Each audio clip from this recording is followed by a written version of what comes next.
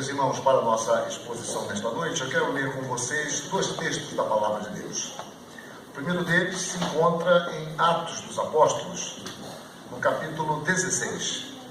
Atos, capítulo 16, a partir do verso 6.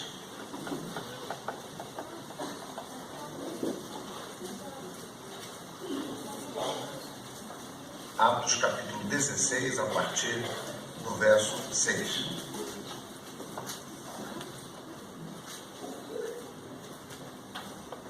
A visão em Troade.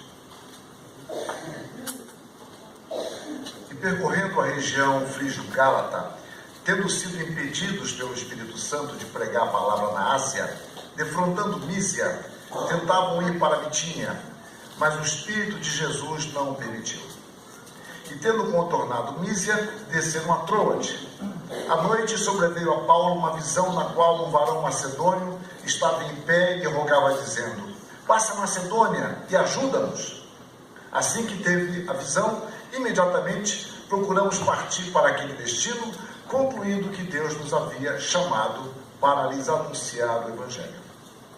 Tendo, pois, navegado de Troade, seguimos em direitura a Samotrácia. No dia seguinte, a Neápolis, e dali a Filipos, cidade da Macedônia, primeira do distrito e colônia. Nesta cidade permanecemos alguns dias. No sábado saímos da cidade para junto do rio, onde nos pareceu haver um lugar de oração, e assentando-nos, falamos às mulheres que para ali tinham concorrido. Certa mulher, chamada Lídia, da cidade de Tiatira, vendedora de púrpura, temente a Deus, nos escutava. O Senhor lhe abriu o coração para atender às coisas que Paulo dizia. Depois de ser batizada, ela e toda a sua casa nos rogou, dizendo: se julgais que eu sou fiel ao Senhor, entrai em minha casa e aí ficai. E nos constrangeu a isso. Amém. O segundo texto, meus irmãos, está na carta de Paulo aos Filipenses, no capítulo 1, a partir do primeiro verso. Carta de Paulo aos Filipenses, capítulo 1, a partir do primeiro verso.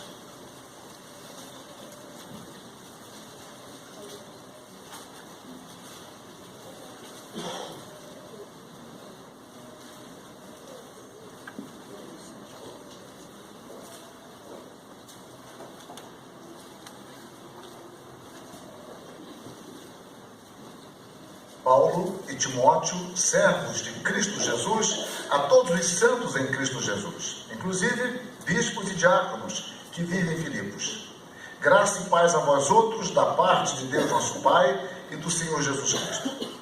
Dou graças ao meu Deus por tudo que recordo de vós, fazendo sempre com alegria súplicas por todos vós, em todas as minhas orações, pela vossa cooperação no Evangelho, desde o primeiro dia até agora. Estou plenamente certo de que aquele que começou boa obra em vós há de completá-la até o dia de Cristo Jesus. Aliás, é justo que eu assim pense de todos vós, porque vos trago no coração, seja nas minhas algemas, seja na defesa e confirmação do Evangelho, pois todos sois participantes da graça comigo. Pois minha testemunha é Deus, da saudade que eu tenho de todos vós, na terna misericórdia de Cristo Jesus. E também faço esta oração, que o vosso amor aumente mais e mais em pleno conhecimento e toda percepção, para provardes as coisas excelentes e seres sinceros e inculpáveis para o dia de Cristo, cheios do fruto de justiça, o qual é mediante Jesus Cristo, para a glória e louvor de Deus. Amém. Meus irmãos, houve um período na história denominado de Idade Média. Esses nomes, em geral, vêm pelos seus opositores, ou aqueles que querem definir determinada época, determinado período. Eu digo isso porque toda idade é média, entre anterior e posterior. Mas, tradicionalmente, Idade Média é um período que vai do século V ao século XV, como eu falei, tradicionalmente, é um período marcado por contradições, como em geral são todos os períodos. E esse período é muito pintado por nós protestantes como um período apenas de trevas, que é um equívoco. para a Igreja Católica, em geral, é um período de apoteose, um período de apogeu na história, que obviamente também é um exagero. Mas na Idade Média houve coisas curiosas e importantes, eu quero destacar apenas duas delas. Uma delas foi o surgimento do conceito de universidade moderna. O conceito de universidade como nós temos hoje, digamos assim, com mudanças, obviamente, ao longo dos séculos, surge no século XII, na França, quando vamos ter, então, o surgimento no mundo ocidental das grandes universidades, que às vezes eram ligadas ao Estado, ou eram ligadas à Igreja, ou partia de um príncipe. Por exemplo, eram as universidades leigas. Então, como eu falei, nós temos a Universidade de Paris, que vai ser a universidade mais famosa da Europa, que vai se concentrar no campo da teologia. A Universidade de Paris vai se tornar a grande direcionadora e norteadora de todo o pensamento católico. Mais tarde, João Calvino estudaria na Universidade de Paris, a qual ele nem sempre emite conceitos elogiosos, como era próprio na sua época. Temos também a Universidade de Bolonha, que vai se especializar em direito romano. E também a terceira universidade entre as mais importantes, Paris, Bolonha e Salerno, que se tornou a grande universidade associada ao conceito de área de medicina. Mas as universidades proliferaram em toda a Europa. Para vocês terem uma ideia, no final do século XV, a Europa dispunha de mais de 75 universidades. Nos Estados Unidos, o conceito de ensino superior do século XVII, no Brasil, no século XIX, e o conceito de universidade apenas no século XX. Eu falei dos Estados Unidos para que não seja uma comparação injusta entre o velho mundo e o novo mundo. Um outro aspecto importante desse período também foi a imprensa com tipo móvel. A imprensa tinha sido inventada pelos chineses, na época que eles criavam mais do que copiavam. Então, na época eles criaram, mas não deu muito certo por causa do excesso de fontes que eles trabalhavam. Então, com Gutenberg e seus amigos, Gutenberg era pobre, teve que ser financiado, nós temos o conceito de imprensa com tipo móvel, criada por volta de 1440. Isso vai ser muito importante mais tarde para a Reforma, e eu costumo dizer o contrário, que a Reforma foi muito importante para a imprensa, já que a Reforma difundiu a leitura e se tornou um padrão nos países protestantes. Mas, a despeito dessas duas coisas muito boas no período medieval, entre outras, a Idade Média foi marcada, de modo especial no seu final, por um período de grande angústia, de grande ansiedade. Um autor moderno chama de ansiedade de culpa e condenação. Lutero, com as suas angústias espirituais, e Lutero era um homem de mentalidade medieval, e Calvino com a mentalidade moderna, e aí não há nenhum problema com essa emissão de juízo, eu estou apenas distinguindo. Lutero, como homem medieval, ele sentia a necessidade de encontrar a paz com Deus, como todo homem, mas ele reflete o problema da sua época. As suas angústias, ele querendo encontrar o caminho do perdão, da reconciliação com Deus, e não encontrava. E Lutero não estava sozinho nisso. Se isto fosse um sentimento apenas de Lutero, não haveria reforma. Só a reforma quando há condições prévias que a favoreçam em algum nível, intelectual, social, político, ou no caso, espiritual. E numa segunda fase, sem dúvida, econômica, política, administrativa, pedagógica. Mas no primeiro momento, a reforma foi um movimento espiritual. E Lutero reflete, então, a angústia de muitas pessoas. Lutero é o resumo do sentimento do homem medieval que deseja encontrar a paz com Deus. No texto que nós lemos, encontramos uma declaração cristalina nas Escrituras Sagradas, quando o apóstolo Paulo diz, aqui no verso 6, estou plenamente certo de que aquele que começou boa obra em vós há de completá-la até o dia de Cristo Jesus. Paulo, mesmo numa situação adversa, que eu vou mencionar depois, ele estava tranquilo, ele estava em paz quanto a isso. Deus começou a boa obra, ele há de completá-la. E nesta noite eu quero expor esse texto, de um modo especial, o texto de Filipenses, com alusões a Atos sobre a boa obra da salvação. Aquele que começou a boa obra em vós há de completá-la. E nós podemos observar que a boa obra da salvação, ela é iniciada por Deus. Estou plenamente certo, estou convencido, estou tranquilo quanto a isso. Quem começou há de concluí-la. Paulo, então, ele sabe que a obra que Deus tem realizado entre os filipenses, isso serve de padrão para toda a obra de Deus, foi começada pelo próprio Deus. O apóstolo Paulo, quando ele recorda a história recente, como foi que ele chegou ali em Filipos, ele pode entender de uma forma muito direta e clara a mão de Deus. Nem sempre temos uma descrição tão clara como esta. Sabemos que Deus dirige a história de forma visível, algumas vezes compreensível, na maioria das vezes não a nós que a vivemos. Mas aqui nós temos a descrição. Como foi que Paulo chegou àquela cidade? Paulo, como sabemos, desejava ir para a Bitínia. O Espírito do Senhor o impede e o conduz a Filipos. Era o campo de entrada da Europa. Filipos, uma cidade de muitos aposentados romanos, uma cidade que já estava empobrecida, porque as minas de prata das quais ela dispunha já tinha sido explorada até o extremo. Mas é um caminho de entrada. E aqui Paulo vai pregar o Evangelho. E algo muito curioso nós entendemos aqui. Deus, quando forma a sua igreja, e Deus tem o seu propósito eterno, como falamos pela manhã, Ele vai desenvolvendo isto na história, e Ele usa os seus servos, porque o Deus que nos conhece, conforme lemos no início do culto, é o Deus que nos chama, é o Deus que nos justifica, e Deus é o Senhor dos fins, e é o Senhor dos meios também. E Deus se valeu do apóstolo Paulo para levar o Evangelho ali. E algo curioso é que Paulo pode, como qualquer um de nós, pregar o Evangelho externamente, o que nós chamamos de chamado externo. O chamado externo é isso que nós fazemos, como eu prego agora, quando nós anunciamos o Evangelho para alguém, quando nós damos testemunho, quando nós apresentamos uma literatura evangélica, isso podemos chamar de um chamado externo. Mas o chamado interno, que é a aplicação dessa mensagem ao coração do pecador, é obra do Espírito Santo. Então Paulo fez o que lhe competia, um chamado externo. E daqui nós vemos a conversão de Lídia como algo magnífico. Voltando ao texto de Atos, nós temos: no sábado, saímos da cidade para junto do rio, onde nos pareceu haver um lugar de oração. Então significa aqui o seguinte: pela tradição judaica, para haver uma sinagoga, teria que ter pelo menos 10 homens. Então, pelo que o texto está nos indicando, não havia muitos judeus em Filipos, mas havia um lugar de oração. E assentando-nos, falamos às mulheres que para ali tinham concorrido.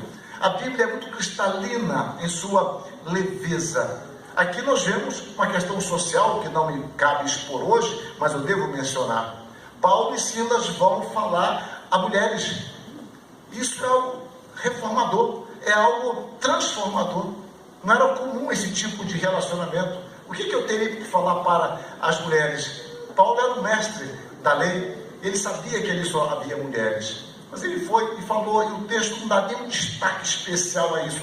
Mas aqui está algo revelador a respeito desse servo de Deus. E o texto continua: certa mulher chamada Lídia, da cidade de Tiatira, vendedora de púrpura, temendo a Deus, nos escutava. O Senhor lhe abriu o coração para atender às coisas que Paulo dizia. Eu destaco de início duas questões. Primeiro, Lídia era uma mulher educada, era uma mulher fina. Quando eu falo educada, não estou falando de riqueza, embora ela também pareça ser rica. Mas ela era fina, porque diz que ela nos escutava. E a forma como o texto está construído é a ideia de que ela ouvia com atenção. É daqui que vem a nossa palavra acústica, né? Ela ouvia com atenção o que Paulo dizia. E o texto vai nos mostrar mais. O Senhor lhe abriu o coração para atender às coisas que Paulo dizia. Ela era educada, mas isso não resolveria a sua questão espiritual. Ela ouviu com atenção o chamado externo, mas é o Espírito Santo quem atua em seu coração. O Senhor lhe abriu a ideia de abrir completamente o seu coração para ela poder se inclinar, entender salvadoramente a mensagem do Evangelho.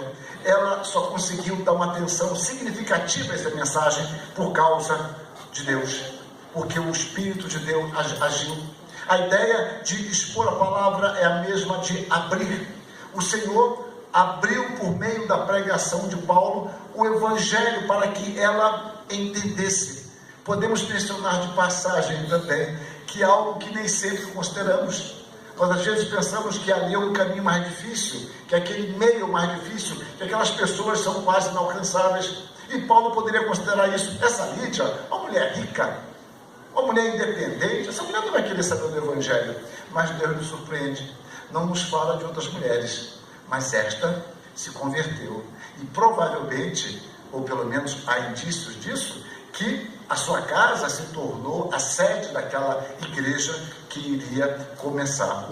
As pessoas poderiam ouvir o Evangelho, mas só entenderiam de fato se o Senhor operasse nas suas vidas, se o Senhor operasse em sua mente para entender. Então, Paulo tem em vista aquele que começou a boa obra em vós. E há várias formas, isso faz parte do propósito eterno de Deus. O impedimento de que Paulo vá para outro lugar, para Bitínia, a chamada para que ele fosse ali, o fato dele se deparar com essa reunião, esse lugar de oração perto do rio, Lídia estava ali, e assim começa. Então ele tem a visão de que Deus dirige a história, os eventos, e Deus dirige diretamente a nossa mente e o nosso coração, nos dispondo, nos inclinando ao Evangelho.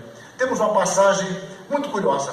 Após a morte de Cristo, 2 discípulos são registrados por Lucas, estão de volta à sua cidade, de volta a Emaús, estão frustrados. Eu costumo dizer que eles estavam frustrados com as suas expectativas, não com as promessas de Deus.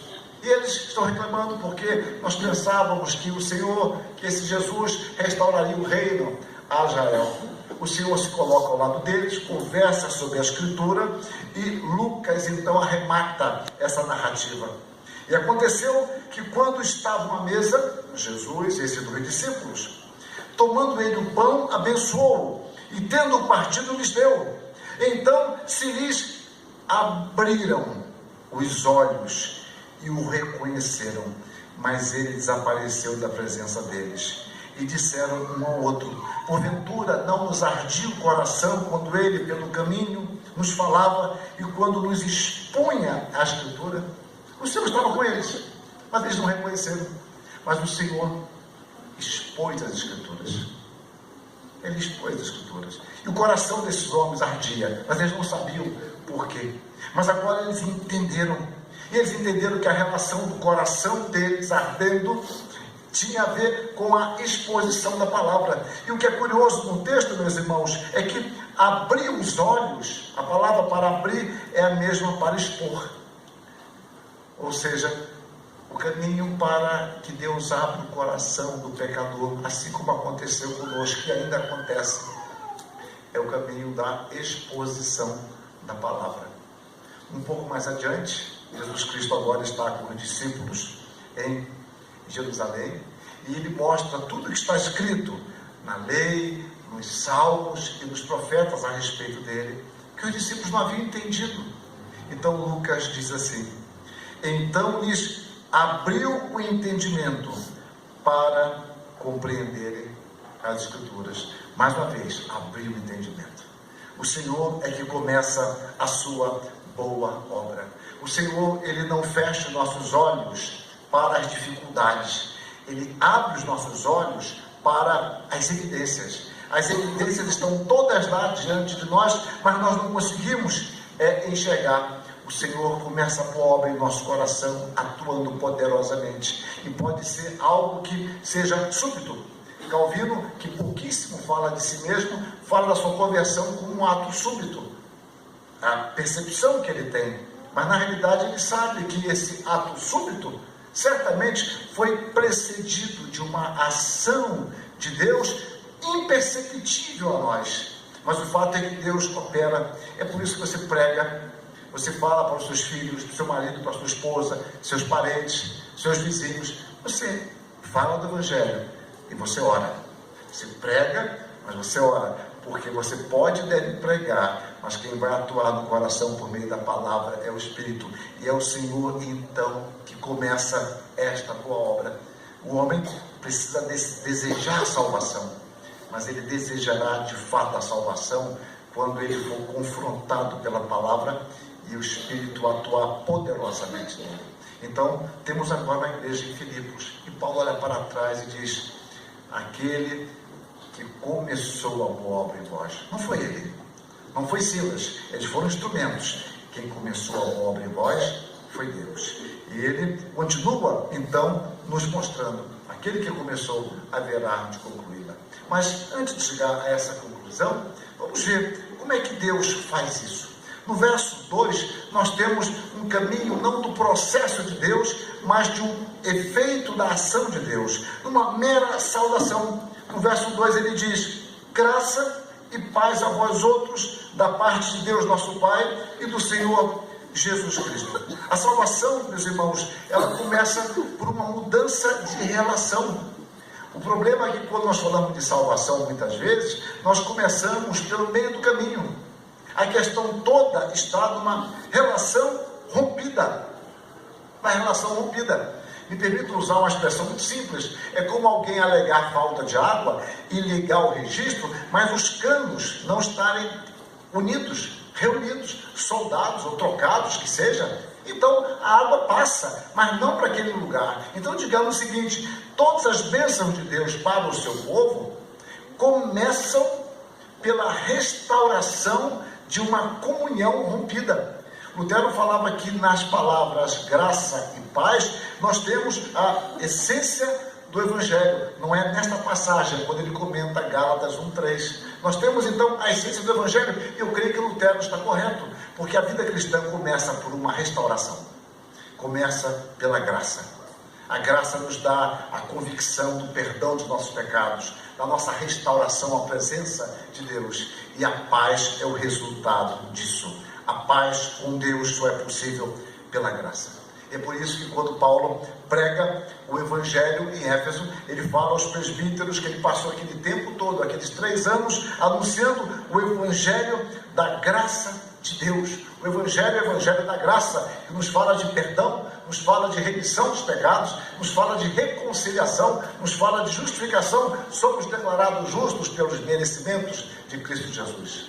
O escritor de Hebreus vai chamar o Espírito Santo de Espírito da graça, porque o Espírito é quem aplica a obra de Cristo em nosso coração. A obra de Cristo não é uma obra apenas possível de salvação, é uma obra que alcança perfeitamente seus eleitos, por quem Cristo morreu, porque o Espírito Santo levará a efeito aquilo que Deus planejou desde a eternidade, conforme foi lido no culto, por intermédio de João. Aquele que começou uma obra há de completá-la. Ninguém poderá vir a mim se o Pai que me enviou não trouxer, e eu ressuscitarei no último dia, como vimos Jesus Cristo declarando. Então, a graça é o caminho de Deus. O Espírito é o grande comunicador da graça. Então, ele começa a boa obra, e o caminho para isso é o caminho da graça, porque todos nós somos salvos pela graça. A fé não é a causa de nossa salvação. Nós não somos salvos pela fé. Isso é questão perigosa que nós tomamos equivocadamente da reforma. A reforma enfatiza a graça que provê a fé. A fé é um dom de Deus. A graça antecede a fé. O ato de eu poder crer, não é porque eu tenho muita fé, minha fé é magnífica. Às vezes você chama de fé pensando em obras. Na realidade, é porque Deus é gracioso. Deus se antecipa a nós. Deus nos capacita a entender. Deus alimenta a nossa fé. Ele produz e alimenta, nos dando os recursos necessários para que nós cresçamos em nossa maturidade espiritual. O caminho da salvação é o caminho da graça por meio da fé. Não há mérito humano na fé. E certamente vocês estão lembrando do texto de Paulo aos Efésios, porque pela graça sois salvos, mediante a fé. Isso não vem de vós, é dom de Deus, não de obras, para que ninguém se glorie. A salvação é inteiramente uma operação de Deus. Aquele que começou a boa obra é Deus.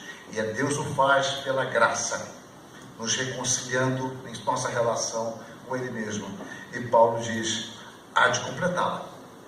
Aquele que começou a boa obra há de completá-la. quando nós pensamos em projetos pessoais ou mesmo projetos sociais, projetos econômicos, administrativos, há muita frustração. Eu me lembro que durante muitos anos, eu creio que mais de uma década, por volta do quilômetro 215, mais ou menos, da Castelo Branco, perto da região muito fria, muito agradável, Botucatu, tinha uma das melhores estradas do Brasil, a Castelo Branco. Elas não se encontravam. Ótima estrada, você tinha que fazer um desvio. Depois eles fizeram algum outro desvio, criaram lá uma ponte muito bonitinha, até numa curva muito agradável. Eu procurava saber sobre isso, a informação que eu tinha foi um erro de projeto. Alguém começou no fim, outro começou no início, mas projetaram mal, e na hora das duas se encontraram assim, e depois tiveram que fazer uma reengenharia. Quando eu vou para Santa Catarina, uma cidade que me foge o nome, eu passo debaixo de um viaduto que parte de um lugar e me leva para lugar nenhum, e virou um obelisco que nós passamos por baixo. Construíram um pedaço de um viaduto e não tem nada para lá nem para cá. Vocês devem lembrar de N obras assim, obras mal programadas, mal orçadas. O saldo da Copa do Mundo e das Olimpíadas, para nós, é terrível, e o Rio de Janeiro está aqui, não nos deixa mentir. Campo Grande, algo horroroso que está por lá, o pior aeroporto do Brasil no que envolve as capitais. Não estou falando de interior, porque é difícil perder para o governador Valadares. Bom, mas o fato é que é o pior aeroporto, não sou eu que estou dizendo. Isso aí é pesquisa, o pior aeroporto do Brasil, entre as capitais, é lá em Campo Grande. Bom, o fato, aliás, eu falei Campo Grande não, é a capital do Mato Grosso do Norte, não é Campo Grande, me fugiu agora. Cuiabá, desculpa, Campo Grande, perdoe, é Cuiabá. Mas Campo Grande, não, deixa para lá. Então, o fato é que nós temos projetos horrorosos. E nós também temos nossos projetos de vida, que nós erramos. Nós planejávamos em 4 anos, 2 anos, 1 ano, 6 meses, pagar uma dívida, pagar 3 apartamentos, que nós na realidade ficamos com a metade, mas pelos juros é isso. Nós planejávamos alcançar determinado objetivo. Todos nós temos planos assim. E fracassamos por erro de planejamento, as mudanças sociais, a mudança em nossa vida, doença, ou, de fato, é uma falta de planejamento consciente. Meus irmãos, quando se refere à nossa salvação, não há frustração alguma, porque aquele que começou a boa obra há de completá-la. Lutero, como não havia compreendido isso ainda se angustiava. Mas a obra, ela é de Deus. Jamais Deus interrompe a sua obra em caráter definitivo. E mesmo a interrupção que pode ser percebida aos olhos nossos, na realidade, faz parte de um propósito de Deus. Ele levará a bom termo. Deus jamais começa uma obra e a deixa inacabada. O propósito de Deus é todo inclusivo dentro do que Ele tem em vista, dentro da sua sabedoria, da sua soberania, do seu poder e da sua graça. A palavra de Deus vai nos mostrar que a Trindade opera conjuntamente em prol de nossa salvação. A nossa salvação é por Deus, e é por isso que é altamente estimulante para nós entender a Trindade, não para discussões muitas vezes que ultrapassam a nossa compreensão, mas para entender que a Trindade, perfeitamente gloriosa, trabalha em harmonia em prol de nossa salvação. O Pai nos chamando, o Filho morrendo por nós e o Espírito Santo aplicando a obra de Cristo em nossos corações. Dizendo isso apenas didaticamente, já que a Trindade opera conjuntamente o tempo todo, em todo o propósito. E neste propósito eterno de Deus, de consumar a sua obra, é um propósito de crescimento, de amadurecimento. Deus não somente nos salva, mas também nos faz crescer em nossa caminhada. A graça de Deus, que é a agente do próprio Deus gracioso, é educadora. Paulo diz que a graça de Deus se manifestou salvadora a todos os homens, educando-nos. A graça de Deus, ela é pedagógica, ela nos leva ao crescimento. Pedro, ele encerra a sua carta escrita às igrejas que passavam por grande adversidade, dizendo: antes crescei na graça e no conhecimento de nosso Senhor e Salvador Jesus Cristo. A Ele seja a glória, tanto agora como no dia eterno. A obra do Senhor não sofrem de imprevistos, de mau planejamento, de malversação de recursos. O Senhor tem perfeito controle da sua obra. E Paulo olha para trás. 10 anos se passaram entre a estada dele em Filipos e a carta aos Filipenses. 10 anos. E ele vê aquela igreja forte, uma igreja que sofria dificuldades. No capítulo 1, verso 29, isso fica claro. Uma igreja que tinha seus problemas. Havia 2 irmãs lá que não se entendiam bem, uma coisa rara na igreja, mas lá havia isso. Elas não se entendiam, tinha um problema lá qualquer. Era difícil isso, mas era uma igreja que estava crescendo, amadurecendo, se fortalecendo. Uma igreja que conseguia se esquecer dos seus próprios problemas para atender o seu apóstolo. E Paulo olha nesses 10 anos, e ele estando preso diz: aquele que começou a boa obra em vós, há de completá-la até o dia de Cristo Jesus. A obra de Deus é iniciada na eternidade e será consumada na eternidade. Nada nem ninguém poderá impedir a obra de Deus. É por isso que o apóstolo Paulo escreve: porquanto aos que de antemão conheceu, também os predestinou para serem conformes à imagem do seu Filho, a fim de que ele seja o primogênito entre muitos irmãos. Paulo então aqui diz qual é o propósito de Deus. E agora ele detalha como Deus faz isso. E aos que predestinou, a esse também chamou. Aos que chamou, a esses também justificou. E aos que justificou, a esses também glorificou. O seu propósito eterno não poderá ser frustrado, porque ele mesmo levará a cabo a sua obra até o dia de Cristo, até o que consumará a sua obra. Eu quero concluir minhas considerações finais destacando alguns pontos que eu estou chamando de atitudes dos salvos. O que devemos fazer considerando esta realidade, considerando esta verdade bíblica que nos traz grande conforto? Eu destaco apenas algumas atitudes nossas à luz do texto. A primeira delas é de ação de graças. Considerando tudo isso, nós devemos agradecer a Deus pelos nossos irmãos. Vejam o verso 3. Dou graças a meu Deus por tudo que recordo de vós. Devemos agradecer a Deus pela vida de nossos irmãos, pelo testemunho. Nós, quando convivemos mais proximamente, sabemos das dificuldades, dos problemas, das provações às quais nossos irmãos são submetidos, e podemos agradecer porque Deus os tem preservado. Ação de graças. Devemos interceder pelos nossos irmãos. Vejam o verso 4. Fazendo sempre com alegria súplicas por todos vós em todas as minhas orações. O cuidado de Deus e a sua manutenção não significam que não devamos orar por eles.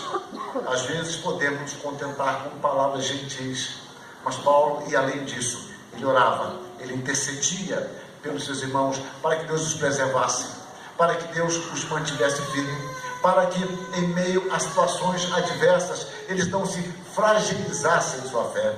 Mas, meus irmãos, considerando isso tudo, devemos pregar o Evangelho. Vejam o verso 5. Pela vossa cooperação no Evangelho desde o primeiro dia até agora.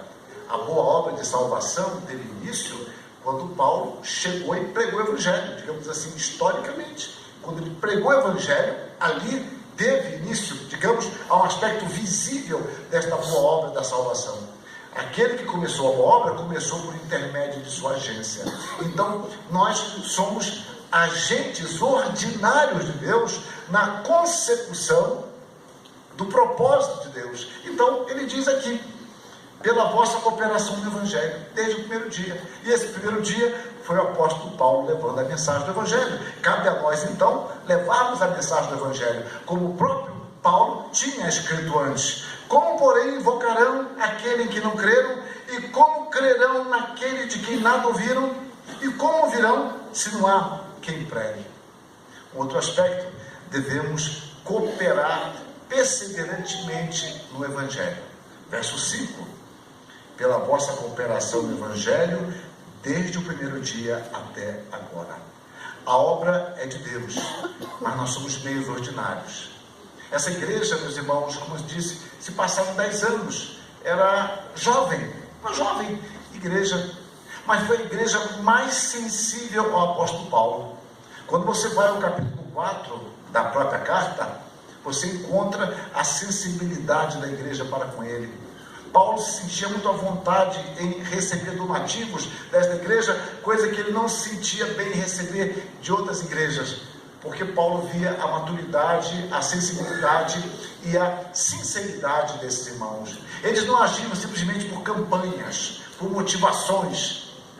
Eles agiam numa perseverança contínua, desde o primeiro dia até agora. Ou seja, era uma igreja que se fortalecia nisso. Então cabe a nós uma cooperação. E a palavra cooperação aqui tem a ideia básica dela é de fraternidade. Eu diria que é uma fraternidade, uma comunhão operosa. Então era uma comunhão que operava em meio a problemas e a dificuldades. Ela enfrentava dificuldades e se socorria mutuamente. Era uma igreja que fez parte, por exemplo, daquela grande oferta para os irmãos da Judéia. Isso está em 2 Coríntios 8 e 9.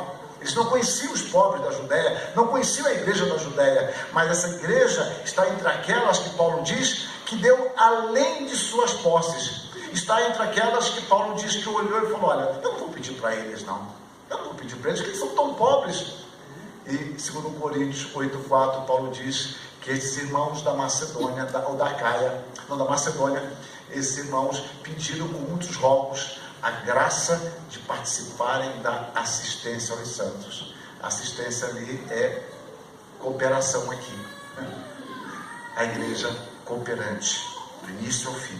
Perseverança na obra de Deus. E mais, devemos ter uma firme confiança em Deus. A igreja, como eu disse, perseguida, Paulo, prisioneiro, aguardando o veredito, porque o seu julgamento, pelo que parece, já havia ocorrido. Mas ele crê em Deus, ele crê na obra de Deus, porque é natural quando você se vê impossibilitado, é muito difícil. Quando surge um problema que cabe a mim resolver, e eu estou longe e não posso fazer nada, é muito difícil. Quando você está doente, você fica totalmente incapacitado e você fala: eu vou resolver, e tenta sair da cama e não consegue sair da cama. Quando você está sem recursos materiais para suprir uma dívida, você fica humilhado, você fica descaracterizado e sentindo-se perfeitamente incompetente para isso. O apóstolo Paulo preso, a igreja sofrendo. Ele pode escrever uma carta, mas ele não pode estar lá. Mas ele sabe de uma coisa: aquele que começou a boa obra há de completá-la. Deus jamais deixará uma obra, a sua obra, que é a sua igreja, pelo meio do caminho. Ele realizará a sua obra até o final. Eu posso usar aqui de uma figura que não é minha, mas que reflete bem esse conceito de algo completo. Nós entramos no ateliê de um artista e lá nós encontramos pinturas inacabadas, cobrindo grandes telas e sugerindo grandes projetos, mas que foram abandonados, seja porque o gênio não foi competente para concluir o trabalho, ou porque a paralisia pôs morte em sua mão. Mas quando entramos na grande oficina de Deus, não encontramos coisa alguma que possua uma marca de pressa ou de insuficiência de poder para terminá-la. E temos a certeza de que a obra que sua graça começou, há de completá-la pelo braço da sua força. Esta é a igreja. O Senhor começou e Ele haverá de consumar. A igreja presbiteriana comemora neste mês 668 anos em território nacional. Devemos dar graças a Deus. Ela não é uma igreja perfeita, como não poderia ser, como eu falei pela manhã. A igreja é uma comunidade de pecadores regenerados, mas pecadores. Devemos dar graças a Deus. Não porque a igreja presbiteriana seja a igreja, mas ela faz parte da igreja de Cristo. É uma célula dentro do corpo de Cristo. E é esta igreja que nós estamos dizendo. Nós estamos falando de uma congregação que pode ser aberta e ser fechada, sair daqui para outro lugar. O nosso templo pode ser vendido e construir em outro lugar. Não é isso. Ele está falando da sua igreja. Ela jamais será derrotada, jamais será frustrada, porque o Senhor começou a obra e levará a bom termo. E nessa certeza, Judas concluiu a sua epístola. e eu concluo a minha exposição. Ora, aquele que é poderoso para vos guardar de tropeços e para vos apresentar com exultação, imaculados diante da sua glória, ao único Deus, nosso Salvador, mediante Jesus Cristo, Senhor nosso, glória, majestade e império e soberania antes de todas as eras, e agora e por todos os séculos. Amém. Que Deus abençoe.